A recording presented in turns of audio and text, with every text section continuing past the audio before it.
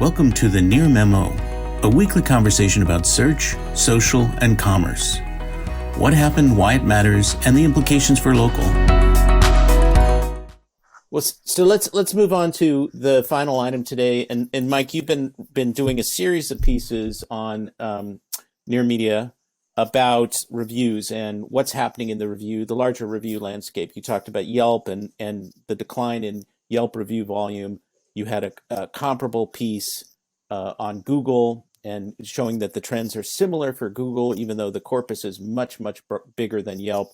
And then most recently, you wrote an article about sort of reviewing Bright Local data over the past 8 or 9 years and the trends that unveiled or revealed. Why don't you tell us a little bit about that? So the nice thing about Bright Local is that they do have 10 years worth of data, although it's not totally consistent. But in this case, I looked at 2 data sets. One was consumer trust in reviews, which was increasing regularly through 2017, started a brief decline, and then plummeted over the last 2 years. And it's now right around 50%. It got up to 70-some percent. So consumer trust in reviews has plummeted. Meanwhile, review readership and reliance on local reviews climbed through 2017, saw slight declines in 2018, 2019, but then rebounded in 2020 and 2021, where readership is now at an all-time high.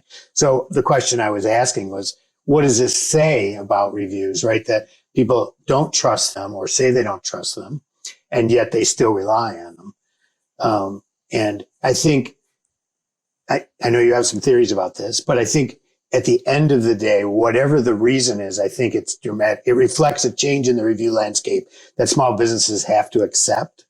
And they have to understand that the goal shouldn't be getting more 5-star reviews at Google. The goal needs to be getting higher quality reviews, both positive and negative, that help consumers make appropriate choices. And I think that change is a big change for businesses. And yet I think it's critical if they're going to play in this new sort of world where consumers don't trust, they're skeptical, therefore they look at other sites, they look at negative reviews, they look around before they make a decision. Yeah, I would say that I don't think we're quite there yet. I think that, reviews still matter a great deal for rankings and visibility. So specifically reviews on Google, absolutely, and reviews on Yelp. Mike, your case study is so compellingly demonstrated. So I think that from a ranking standpoint, reviews are still going to be very much in demand from businesses, whether or not they're of a certain quality, as you say, Mike. The second thing is I still think that even if consumers don't necessarily trust reviews, that the notion of a certain threshold below which you will not do business with a business, that data is still looking very strong in Bright Local. It's probably been in that 4.1, 4.2 range for forever. Yeah, and so you're going to need to have a sort of critical mass of reviews above an average of 4.2 just to be considered. And then at that point, consumers might get deeper into the research phase where they actually do the kind of deep dive that you're talking about. But I think Greg has pointed out in many of his local searches, so many businesses are already at that level, right? They have a ton of reviews and they're all clustered in 4.4, 4.5, 4.6 star ratings. And so what does a consumer do in that situation? And it's not that businesses shouldn't continue to ask for reviews. I think they should, but I think they should spread out where they're asking. And I think that they need to help consumers create better reviews, even if they're negative.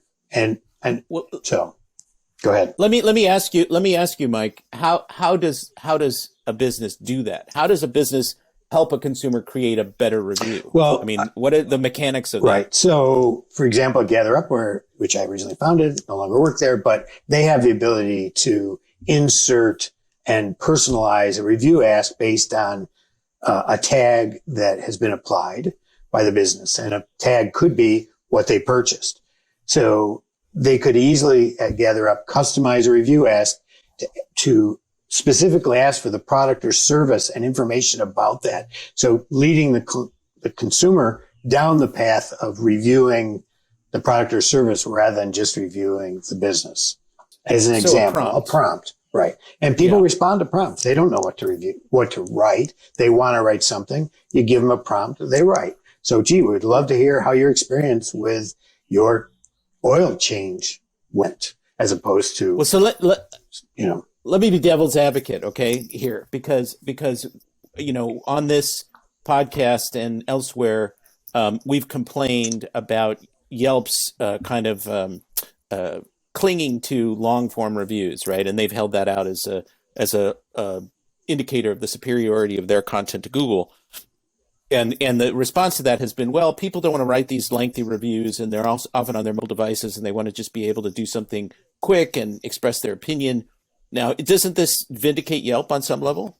I would say no. I don't think consumers actually do want to read, sort of entitled millennial War and Peace tomes on, the taco truck that they're considering getting a taco from. So I don't think it vindicates Yelp in the slightest. I think that there's still, I think that it does vindicate needing, Mike, as you said, needing a review presence on a diversity of review sources. I think that's absolutely true. But what it vindicates to me is Google's philosophy, which they've had since, 2008 probably, when they started pulling, they started tagging reviews that are relevant to a particular topic. And that's where, okay, Mike, I'm thinking about getting my car serviced.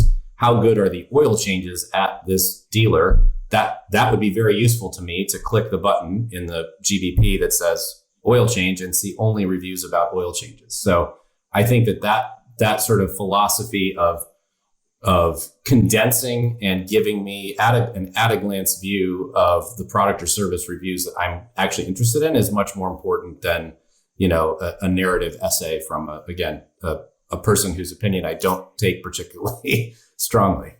And Google is structuring that in their product. Like when you go to do a restaurant review now, they'll ask you the price. They'll give you specific boxes to check about the pricing and a few other attributes. And in terms of service businesses, they're asking about quality of service as well. So they are also taking this more structured approach, which is another way to deal with it, Greg, is that you right. Give them a very brief, easy way to provide nuance around. Yeah.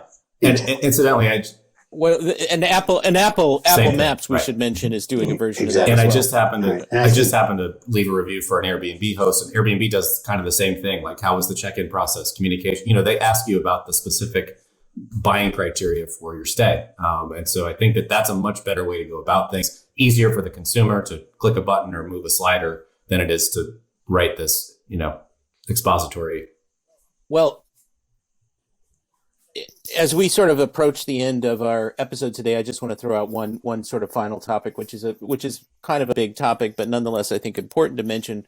And reviews in terms of their ranking impact are important across the board, whether it's Amazon or TripAdvisor or Google or Yelp or whomever. Clearly Google is explicitly using reviews as a ranking factor, and as Darren Shaw points out. And the local search ranking factors, the highest conversion factors, he has ranking factors and then conversion factors. And the consensus is that reviews are essentially the top three conversion factors.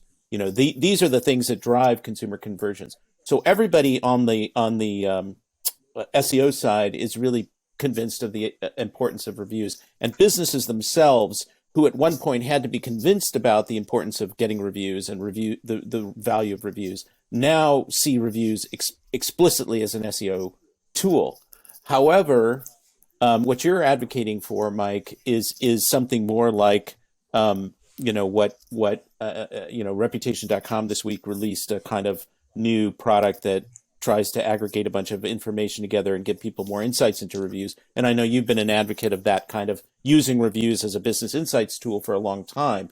This is the sort of future of reviews for smart companies, but there's a big disconnect between, just seeing reviews as purely a means to an end and looking at reviews carefully and using them to help guide your business decisions.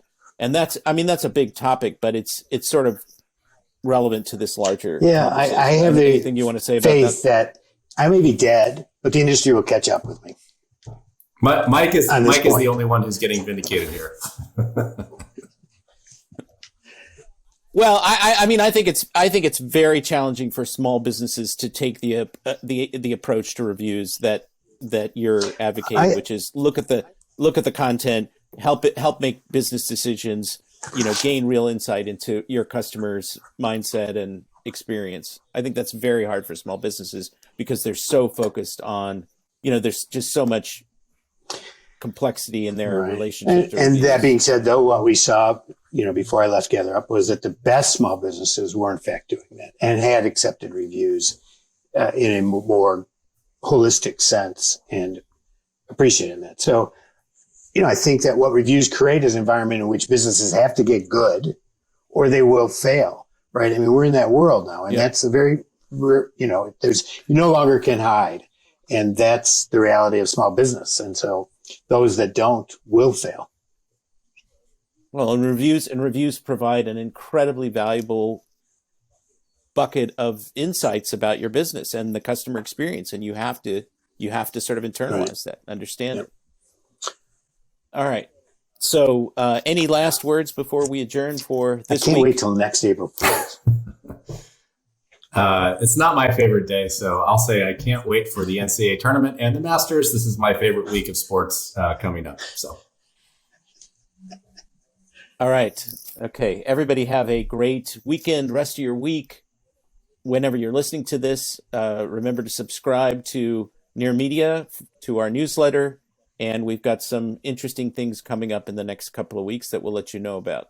Thanks for joining David, Mike, and Greg. To stay on top of the latest developments in local, subscribe to our newsletter at nearmedia.co. We'll see you next week.